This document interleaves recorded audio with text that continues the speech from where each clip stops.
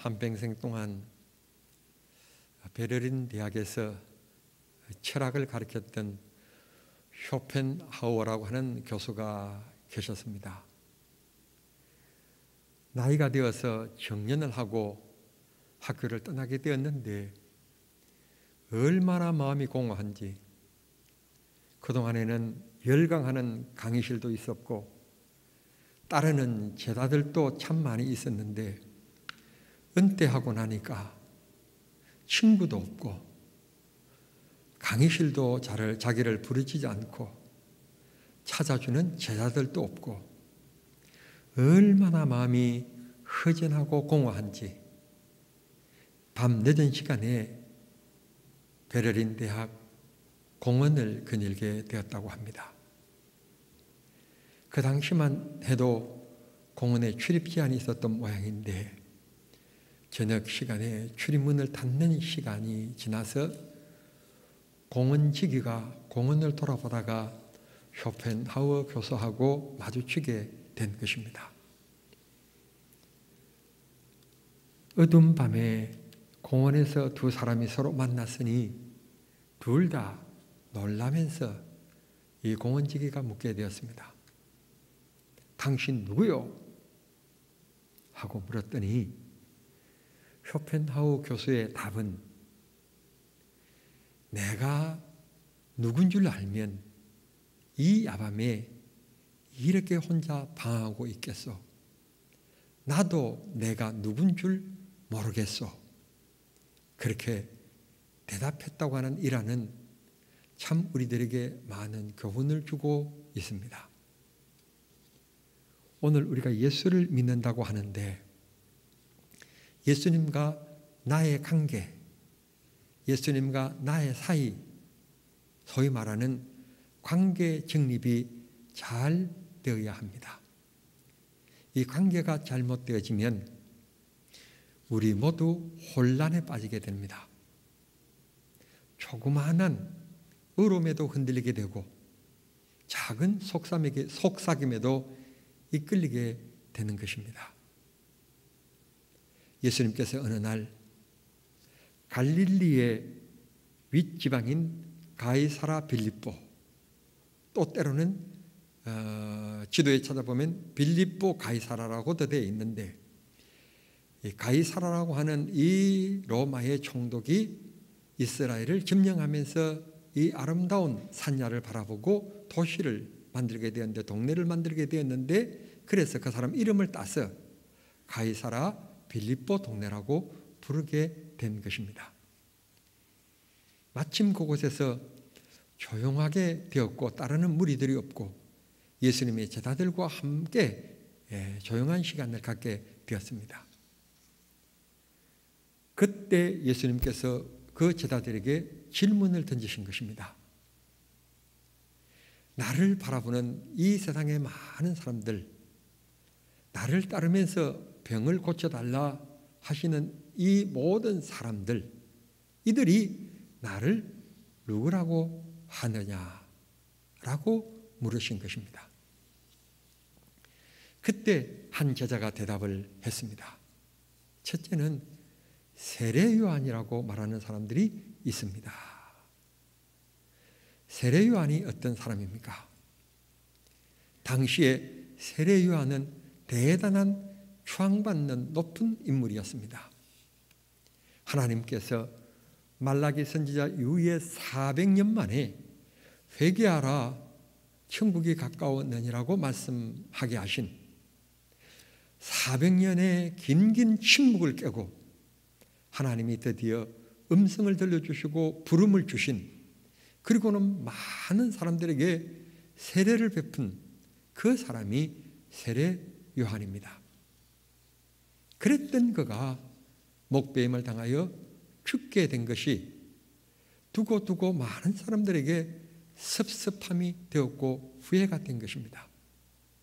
그렇게 존경받았던 세례 요한이 다시 살아났다고들 얘기를 합니다.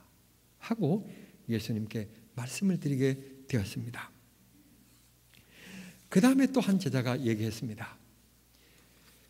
엘리야가 내려왔다고 합니다. 성경에 많은 선지자들이 계신데 그 선지자들 가운데서 하나님의 역사를 참 실감나게 베풀어 줬던 분, 기적과 능력의 선지자, 그가 기도하니 3년 6개월 동안 비가 내리지 아니했고 그가 또 기도하니 3년 6개월 만에 비가 이 땅에 쏟아지게 했던, 자연 세계도 지배했던 기도의 능력의 사람, 그 엘리야가 어느 날 하나님의 부름을 받고 회리바람으로 하늘에 성천하고 만 것입니다.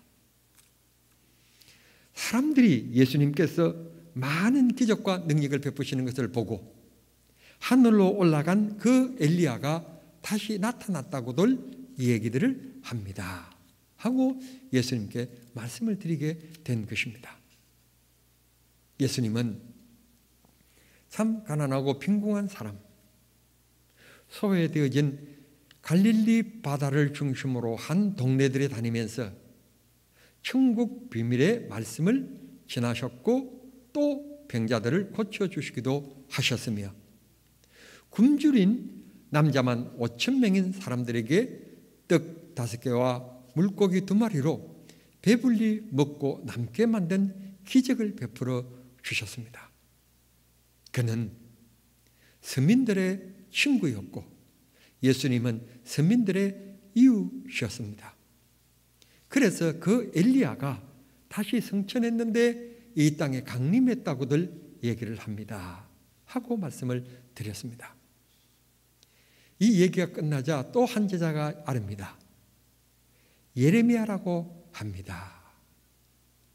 예레미야는 어떤 사람입니까? 이스라엘이 점점 부강해질 때 하나님을 잃고 쾌락에 빠져서 우상 숭배하며 하나님을 버렸던 시대에 하나님 앞에 하나님의 말씀을 외치고 경고하는 강직한 선지자이기도 했지만 때로는 그 민족을 위하여서 자기 동포를 위하여서 눈물을 흘리며 하나님 앞에 불쌍히 여겨달라고 기도했던 마음 여린 선지자 예레미야입니다.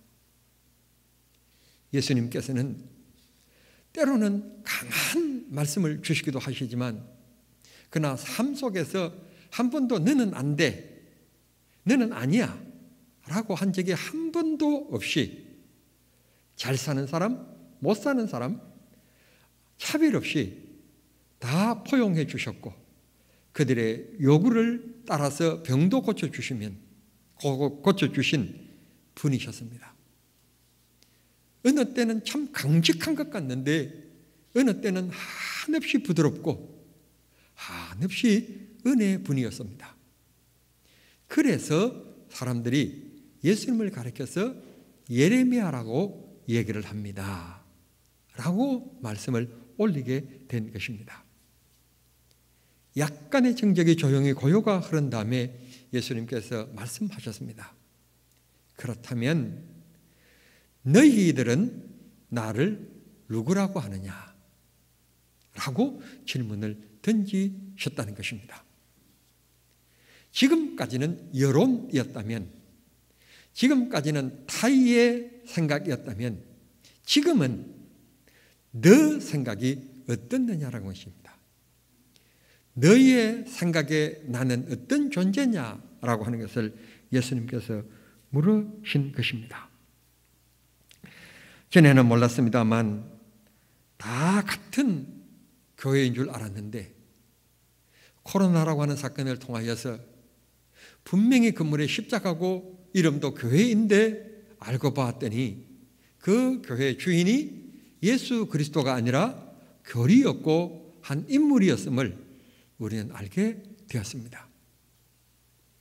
그렇게 심각한 존재인 줄 몰랐는데 한국 교회에 그렇게 많은 젊은이들을, 그렇게 기존 교인들을 빼서 잘못된 종말론을 가리키면서 현혹했던 신천지, 세월호 사건을 통하여서 구원파인 유병언, 박옥수, 이런 기독교의 탈을 쓴 독버섯들이 얼마나 많은지 우리는 알게 되었습니다.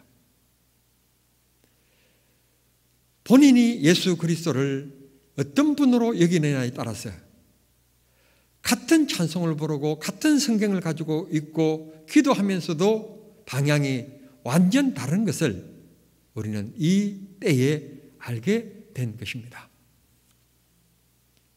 혹 그런 분은 안 계시겠지만 예수님께서 내가 병들었을 때 나에게 고쳐주십시오라고 도움을 구하는 정도의 상대는 아닌지, 언제로 어려운 문제를 당했을 때 하나님 앞에 내가 하소연하는 대상은 아닌지 이 시간 한번 곰곰이 생각해 보면서 유목사야, 김장로야, 이건사야, 너는 나를 누구라 하느냐?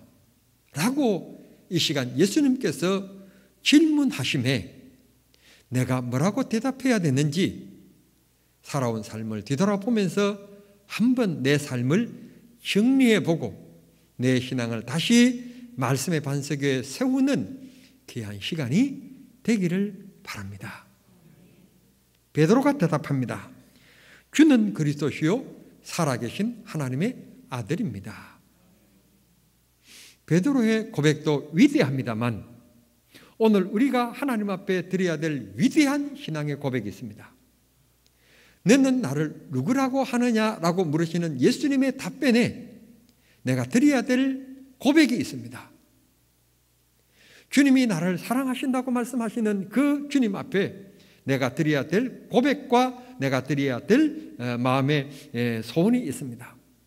그건 아주 쉬운 겁니다. 예수 그리스도를 마음속에 영접하면 내가 하나님의 자녀가 되는 권세가 주어진다고 했습니다. 주님을 내 마음속에 영접한다는 말이 무슨 말씀입니까? 예수를 믿는다는 말이 무슨 말입니까? 오늘 예수님께서 우리들에게 구하는 것이 무엇이겠습니까? 그건 바로 내가 주님은 내 삶의 주인입니다 라는 고백일 것입니다. 웨스트민스터 신앙 고백서 1문이 이렇게 얘기합니다. 이 우주 만물을 지으신 하나님이 누구시냐? 그렇게 물으시는 것이 아닙니다. 너가 들고 있는 66권 성경은 어떤 책이냐? 라고 묻지를 않습니다. 뜻밖에도 너가 살아가는 삶의 제일의 목적이 무엇이냐?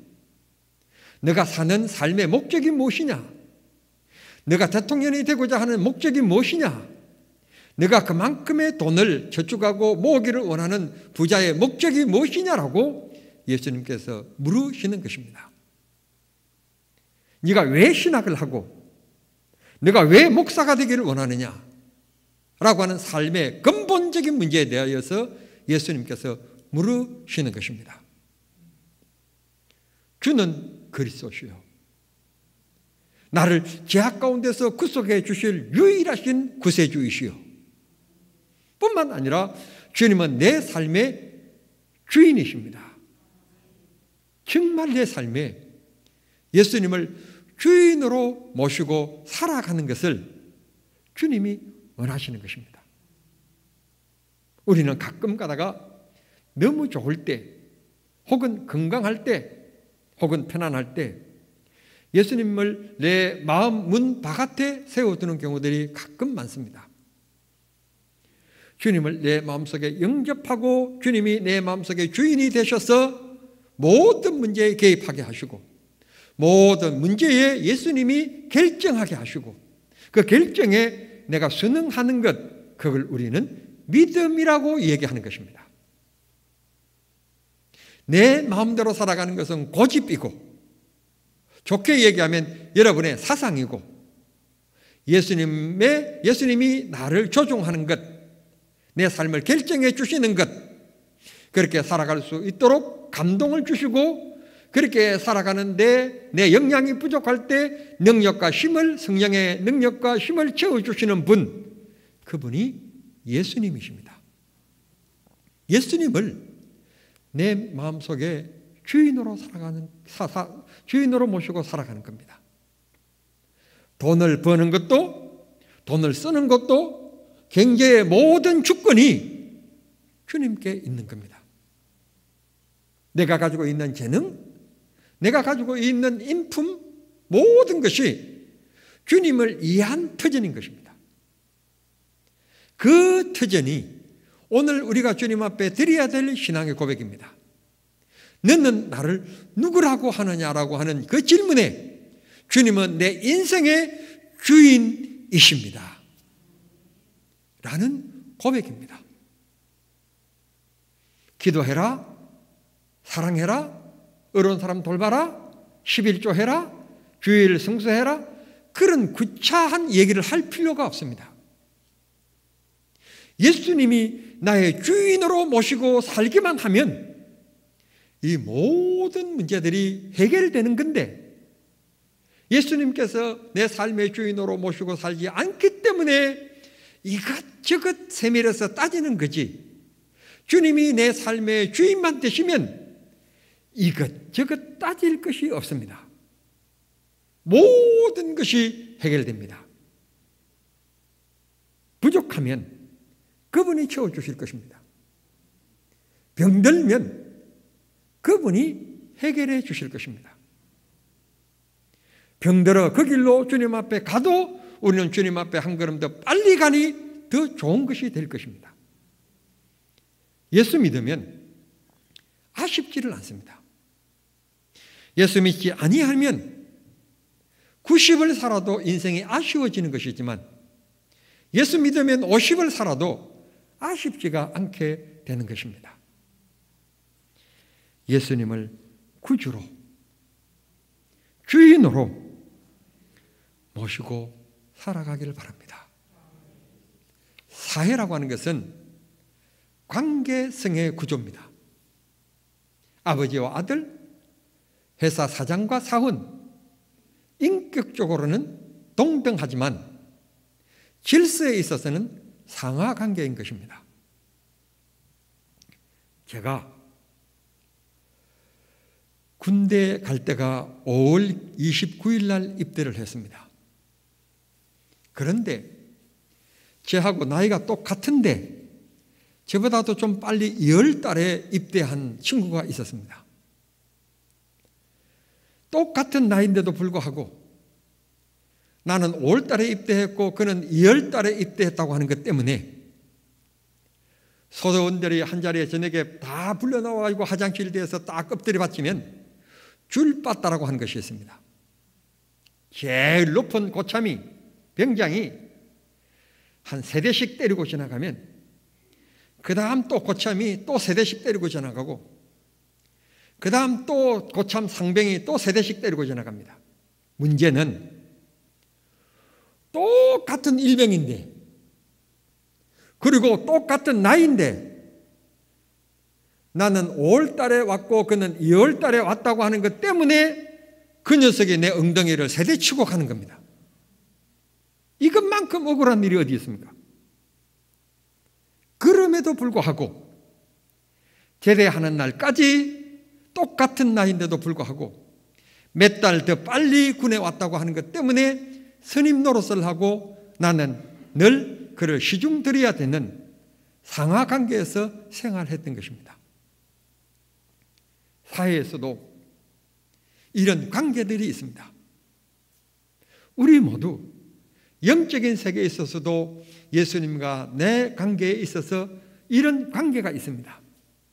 어떤 관계인가 하면 주님이 나를 향하여서 하시는 말씀은 너는 내 친구라고 말씀하시고 우리는 그분을 부를 때 내 주님, 아도나이, 주인이라고 늘 표현을 하는 것입니다.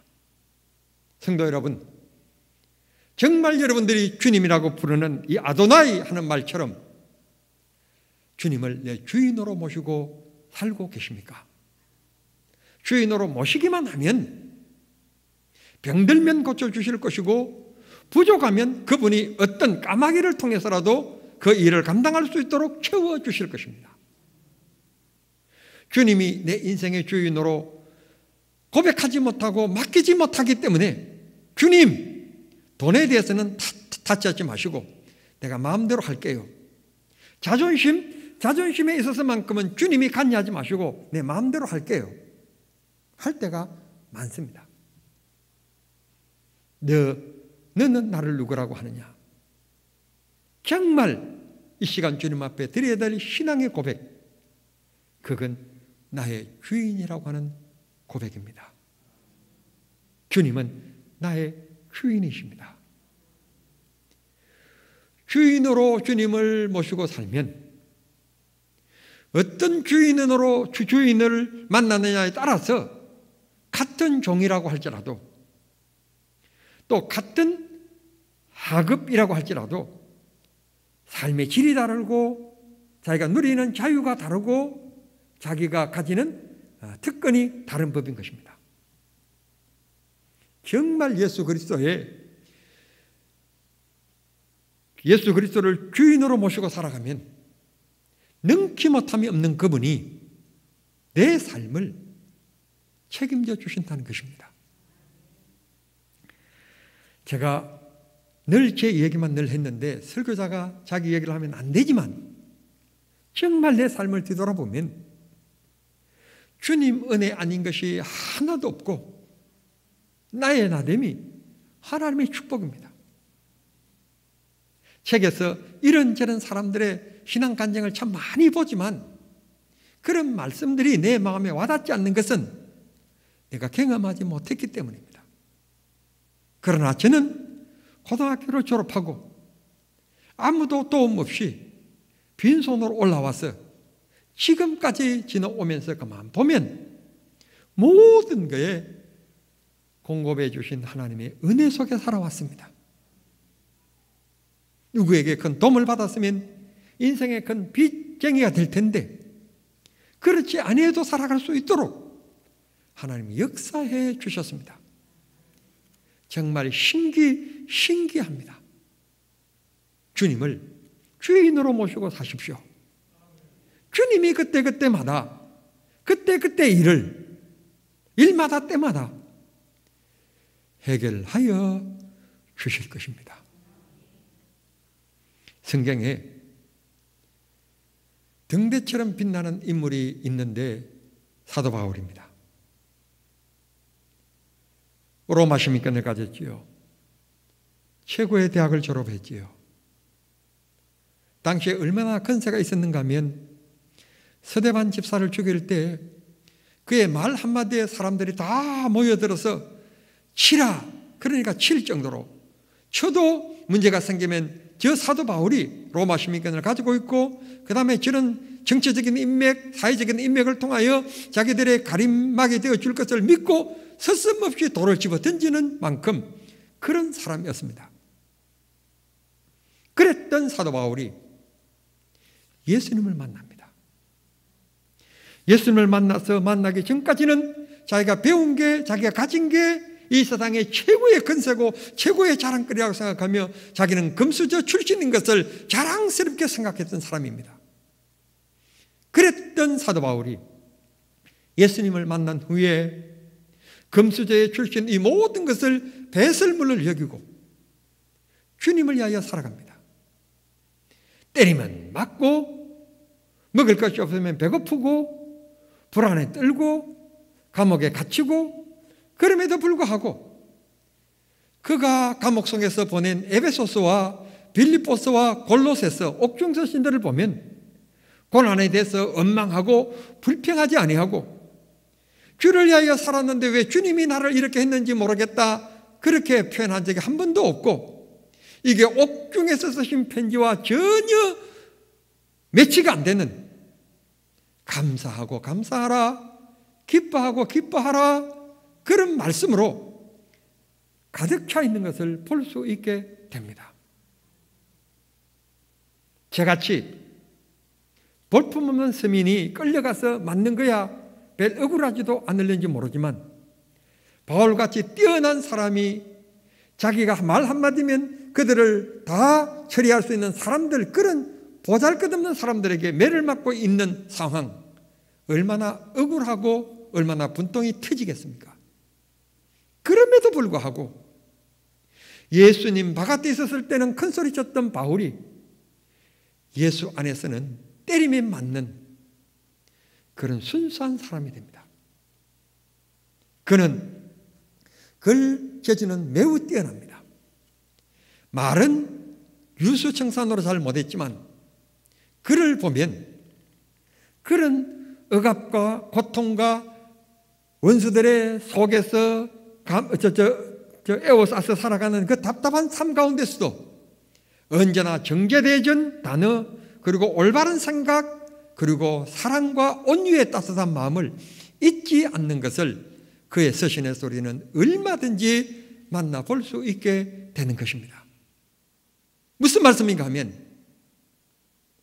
나는 원래 태어날 때부터 성격이 이렇다, 난 지금까지 지나온 삶이 이렇다라고 얘기하는 사람들이 많은데, 예수를 만나면 바울이 변화되듯 성령이 내 마음속에 임하시게 되어지면 참된 변화, 올바른 변화, 잃어버렸던 인간성을 회복하는 참된 믿음의 변화가 이루어지게 된다는 말씀입니다.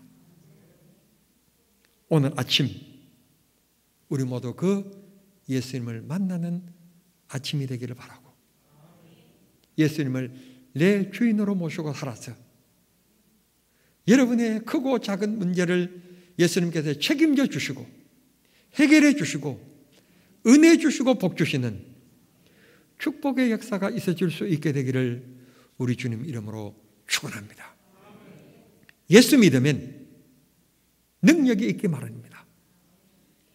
삶의 해결의 능력입니다.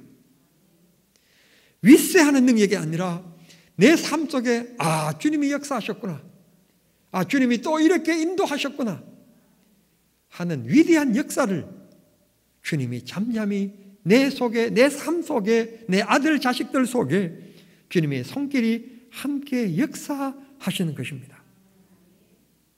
말씀을 맺겠습니다.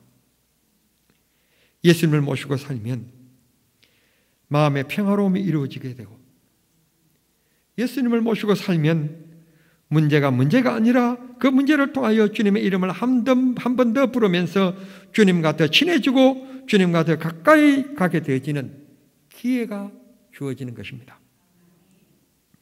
고백은 항상 힘이 있습니다. 예수님을 나의 구주라고 진정한 고백이 이루어질 때 주님은 내 마음속에 오시고, 주님은 내 마음속에 하나님의 자녀가 되는 권세를 주시면서 하나님의 자녀로서 이 세상에 어둠의 세력을 물리치며 미움과 시기와 갈등과 마귀의 조롱으로부터 우리를 해방시켜 주시고 지켜주시며 보호해 주신다는 이 귀한 진리의 약속을 이 아침 굳게 믿고 언제나 예수님을 내 마음속에 주인으로 삼고 살아가는 우리 정남중앙교회 온 성도들이 되실 수 있게 되기를 우리 주님 이름으로 축원합니다. 축원합니다. 한번 다 같이 신앙의 고백을 해보겠습니다. 주님은 나의 주인이십니다. 다시 한번 더 고백합니다. 주님은 나의 주인이십니다. 그 고백대로 하나님이 역사하시는 은혜가 있게 되기를 우리 주님 이름으로 축원합니다.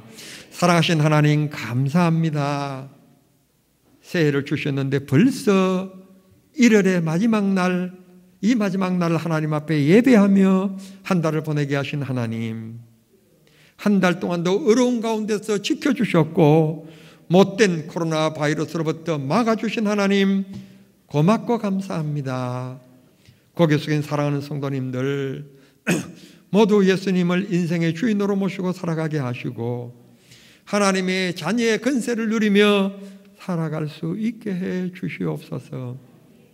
내일부터 시작되어지는 2월 한 달 동안 승리케 하시고 일마다 때마다 하나님 도우시는 역사가 있게 해 주시옵소서. 예수님의 이름으로 기도하옵나이다. 아멘.